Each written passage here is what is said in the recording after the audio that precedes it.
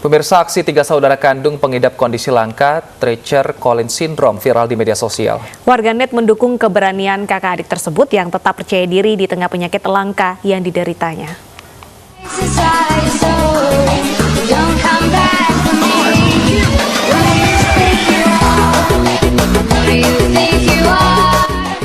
Joget ala TikTok ini tengah viral beberapa hari terakhir di Kabupaten Asahan, Sumatera Utara.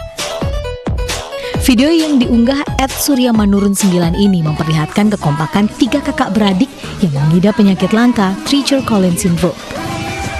Video mereka viral dan sudah ditonton lebih dari 6 juta kali. Pengikut mereka di TikTok pun naik drastis hingga lebih dari 100 orang. Nggak bisa tidur aku bang, malam minggu itu kan viralnya malam minggu sampai ke pagi nggak bisa tidur aku. Karena nengok HP tiba-tiba 1 menit pengikutnya udah followersnya udah hampir 500 1 menit. Nah jadi asik itu wajib dibuka asik itu sampai nggak tidur sampai pagi. Berarti awalnya iseng-iseng ya bang? Iseng-iseng. Ketiganya tinggal bersama ayahnya. Surya yang menjadi buruh dan menjadi tulang punggung keluarga berharap videonya ini bisa menghibur orang lain dan bisa memperbaiki perekonomian keluarga. 3 saudara kandung ini menderita Treacher Collins Syndrome atau kelainan genetik yang bisa mempengaruhi bentuk wajah. Tidak bisa disembuhkan, namun kelainan ini bisa dikelola. TCS bisa dideteksi dini sejak dalam kandungan ataupun ketika bayi lahir. Anak yang menderita TCS akan mengalami kelainan pada mata, seperti lebih kecil atau juling, bahkan kebutaan. Muncul juga kelainan pada wajah, seperti telinga yang tidak tumbuh sempurna, dan kelainan pada mulut, seperti sumbing. Pada kasus tertentu, TCS bisa menyebabkan komplikasi, sulit bernafas, henti nafas saat tidur atau sleep apnea, sulit makan, infeksi mata, gangguan pendengaran, dan bicara. Dengan perawatan yang tepat, penderita PCS bisa tetap hidup normal. Tetap semangat ya Surya dan keluarga. Dan untuk mengetahui lebih jauh terkait dengan sindrom langka ini, sudah bergabung bersama News Siang dokter spesialis ilmu kesehatan anak, Dr. Abdullah Reza. Selamat siang Dr. Abres. Selamat siang, Wilson dan Reza. Baik, dok. Oke, bagaimana seorang anak ini bisa terkena sindrom Treacher Collins ini? Dan apa sebenarnya sindrom langka ini? Sindrom Treacher Collins ini sebenarnya sudah pernah pertama kali di dunia itu tahun 1900 oleh Dr. Edward Treacher Collins. Ini adalah kelainan genetik yang ditularkan autosom dominan. Namun bisa juga kelainan ini bukan dibawa oleh orang tua, tapi mengalami mutasi genetik spontan. Itu bisa. Baik, artinya apakah sudah sindrom ini bisa diobati atau tidak, dok? Pertanyaan baik.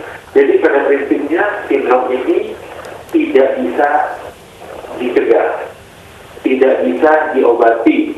Namun kelainan yang ditimbulkan karena sindrom ini, karena kan dia mengalami gangguan pertumbuhan dari jaringan-jaringan bagian wajah, baik tulang ataupun jaringan lunaknya seperti kulit dan otot gitu ya.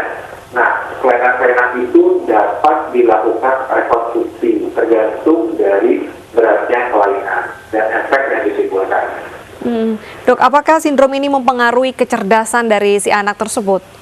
Pertanyaan baik. Pada prinsipnya dikatakan 90% kasus tidak. Namun, yang perlu menjadi perhatian, misal salah satunya kan dia bisa mengalami kelainan bentuk rahang, kelainan saluran pernapasan. Nah, kelainan itu kan bisa menyebabkan hipoksemia otak, dan itu bisa berakibat dari kebodohan dari pasien tersebut. Dan bisa juga dia telinganya bermasalah, menyebabkan dia tidak ada input dari bahasa sehingga dia tidak dapat berbicara dengan baik. Jadi intinya sih 90% sih bagus, tapi ada yang 10% mengalami kelainan. Baik, nah tapi kalau untuk kekurangan di bagian fisik, mungkin di bagian wajah sendiri seperti tulang pipi yang terlalu kecil atau mata miring yang terlalu ke bawah, ini apakah bisa diperbaiki dengan operasi, dok? Bisa. sampai detik ini bisa dilakukan. Oke. Kalau untuk deteksi dini mungkin dari dalam kandungan, apakah bisa diketahui? Bisa secara internasional dapat dilakukan dengan pengambilan sampel dari bayi dalam kandungan, dan itu bisa dicek genetiknya jika memang memiliki riwayat anak dengan kelainan tersebut. Namun di Indonesia kita hanya bisa sebatas melihat dari USG pada saat lihat telinganya, lihat wajahnya, lihat matanya dan sebagainya. Untuk pendeteksian secara genetik sampai detik ini sih belum ada center yang melakukan secara rutin. Baik, Dokter Abres, apa yang harus dilakukan orang tua ketika akhirnya anaknya terlahir dengan sindrom ini, Dok? Oke, pertama, yang jelas orang tua harus mendiskusikan jalan terbaik dengan multidisiplin dokter.